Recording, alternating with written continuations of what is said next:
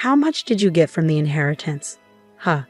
That's what my husband Simon asked me the night of my father's funeral. I heard your father left $3 million. So I'll ask again. How much did you get? I felt uneasy right away. I was still grieving, and Simon's question made me anxious. So I lied. I got nothing. There's no inheritance for me. It looks like only my sister and mother got something, I added. Simon smiled broadly at that. I knew it. Your parents thought you were incompetent and didn't care about you at all. I'm glad I was right. What? I want a divorce. I can't handle being with someone who's poor now. I've already chosen who I'm going to marry next, so I want you to leave my life. With those words, Simon made me sign the divorce papers. He and his family laughed at me, thinking I was miserable. But they couldn't have been more wrong. No one will ever understand how relieved I felt when Simon betrayed me. My name is Jane. I come from a family of 4, including my younger sister Kim. Kim and I never got along well, not since we were kids. My mom, Anne, always took Kim's side and defended her every chance she got. It made me feel really lonely, but I eventually got used to it. My dad, Dan, who was the only one who supported me and could help, was always busy with work and rarely home. Growing up, despite being at home a lot, I felt deeply lonely. Even as an adult, life at home never changed. I couldn't go to college because we couldn't afford it, but once I started working, I found out Kim was going to a private college. Kim is so bright, it would be a waste not to send her, they said. Jane, you're not as sharp or smart as Kim. It would be a waste for you to go to college. Since you're an adult with a job now, you should contribute to the household. And you should also pay for Kim's tuition. You're her older sister. It's only natural for you to work and support her, my mom said, acting like this was perfectly normal. I had always endured unfair treatment, but this time, it made me furious and tears started streaming down my face. Seeing me cry, Kim looked at me disdainfully and said, "It's your own fault for being incompetent, isn't it? You're less attractive than me and you get worse grades. You should at least try harder. If you can't even manage that, then you're truly worthless." I couldn't stand the toxic atmosphere anymore, so I moved out of my parents' house when I started working. Having to do chores every day was tough, but living alone wasn't hard at all. In fact, it felt great to be independent. At first, my dad sent me a bit of money to help out, but after about 6 months, it stopped. Instead, I got a letter from my mom. "Dad's been sending you money without permission. You don't deserve it since you never paid for your sister's school or sent us any money. I'll send you an invoice for what you owe us soon. You need to pay back every cent. Stop stealing." My mom, still hating me, sent an invoice for exactly what my dad sent, calling it repayment. I was too uncomfortable to argue, so I paid up, moved to a new place in secret. A few years later, I married Simon, a coworker, and cut ties with my parents for good. So I went back to my parents' house to tell them about my marriage. When I returned, I was shocked to see my father. He had always worked hard, but now he looked much older. His back was bent, and he seemed to struggle just to stand. "Oh, so you're back." I asked my mother about my father. What's wrong with him? She sneered at me. "Your father injured his back last year and can't work anymore. He's always at home now, getting in my way. He's so lazy, he can barely move. He's as useless as you, Jane." Simon was taken aback by my mother's words, but his eyes brightened when he saw my sister Kim. "Wow, you're Jane's sister? You're really beautiful. It's hard to believe you two are related." Since starting college, Kim had become even more self-centered. She dressed in expensive clothes and dyed her hair in flashy colors that were quite embarrassing. Despite being an adult, she still acted like a student, which reflected her attitude towards studying. "This guy's your husband, Jane. He's pretty cool and handsome. He doesn't seem like your type at all, Jane.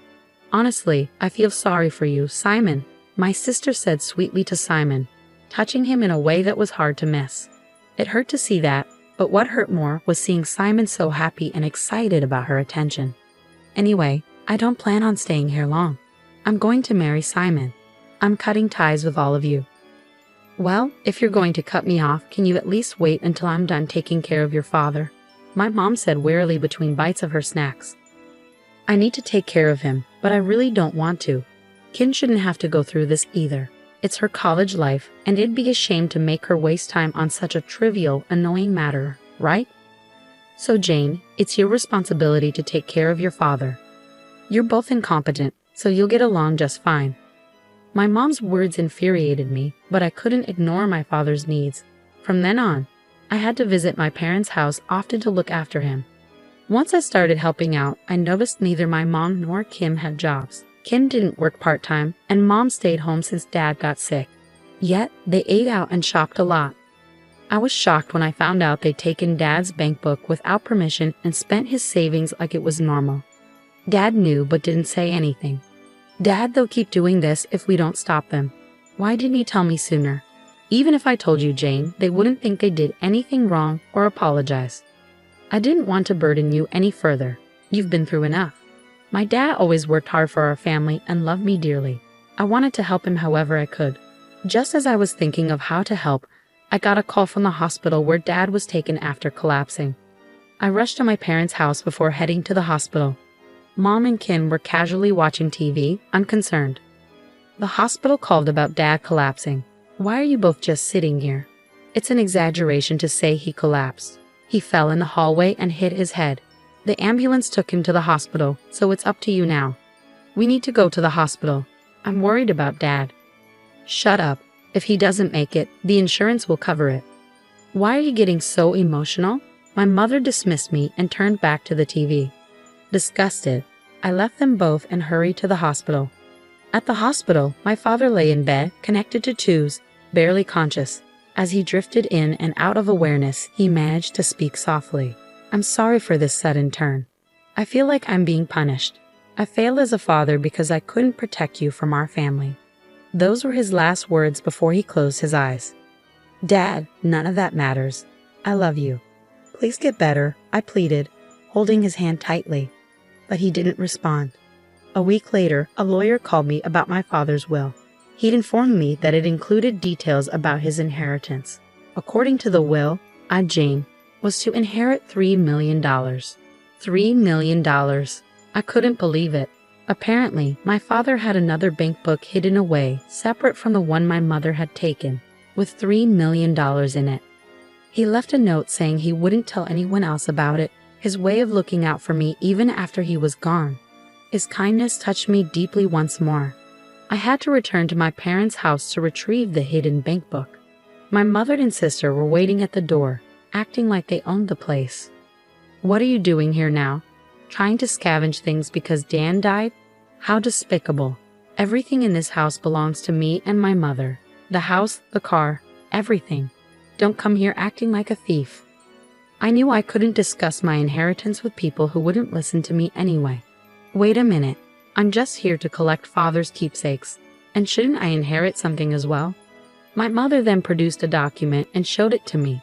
It was another will stating that my mother and sister would inherit everything from my father's estate. The handwriting looked suspiciously like my sister's, not my father's unique style. I couldn't read the will very well since Kim's handwriting isn't very clear. Are you suggesting this is Dad's will? It doesn't matter what you think. This is the will. I've already informed all our relatives and neighbors about it. You can't dispute it now. Refusing to let me inside, knowing I recognized the will as a forgery, my mother blocked me from entering the house. Defeated, I returned home that day, where Simon was waiting for me. Were you at your parents' house? If you had told me, I would have come with you. I wanted to meet Kim. Why are you so interested, Simon? This doesn't concern you. I went there to receive my inheritance from Dad, but they kicked me out. Wow, how much did everyone inherit from your father? I'm not sure of the total, but he owned the house, land, and everything, so it's quite substantial. I see. How much do you get, Jane? I stopped myself. I couldn't tell him the truth.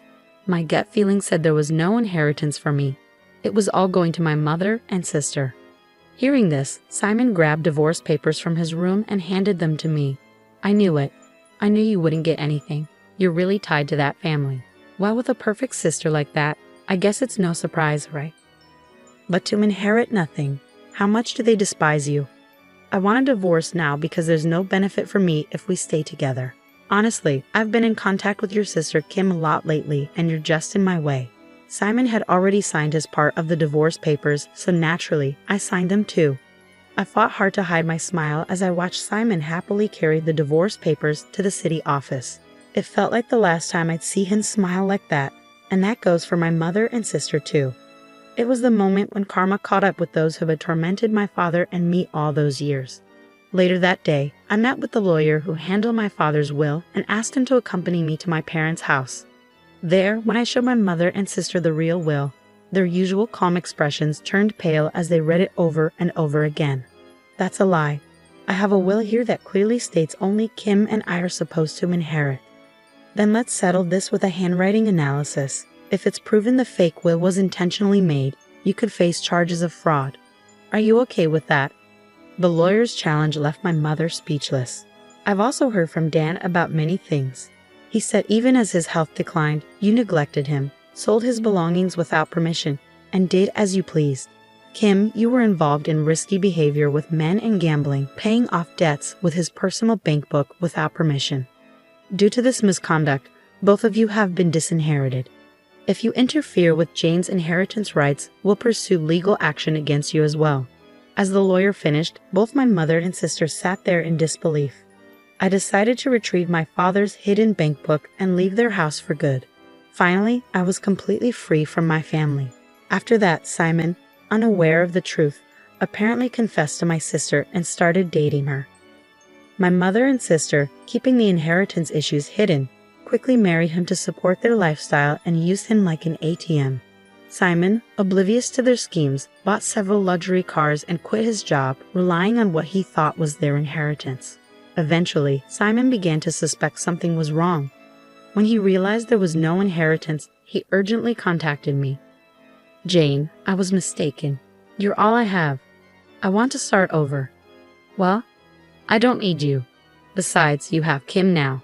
Take care of your wife properly, okay? I said calmly and hung up. In fact, just minutes before Simon called, I received a call from Kim as well. You've destroyed my life. Simon quit his job and went on a spending spree as soon as we got married. I can't believe I married a man who only cares about money. He's ruined our family name. What are you going to do about it? I responded calmly to my sister, who was shouting hysterically. Kim, you're just as money-minded as him. You two are a perfect match, really. And I heard you and Simon got along very well while he and I were married. You should be happy your love worked out. I'll file for compensation for the affair later, though. From now on, let's communicate through our lawyers. I never want to hear from you again. But I'm your sister. You're not treating me like family. Don't make me laugh. You were the one who didn't treat me like family.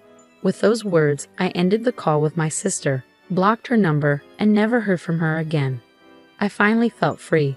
With my father's inheritance, I built a house and moved in. I found a new job as an office clerk and now enjoy a busy but satisfying life on my own. Sometimes I feel lonely, but I have my memories of my father to comfort me. I'm heading out now, Dad. I felt my father's gentle smile watching over me as I looked at his picture hanging on the wall of my home.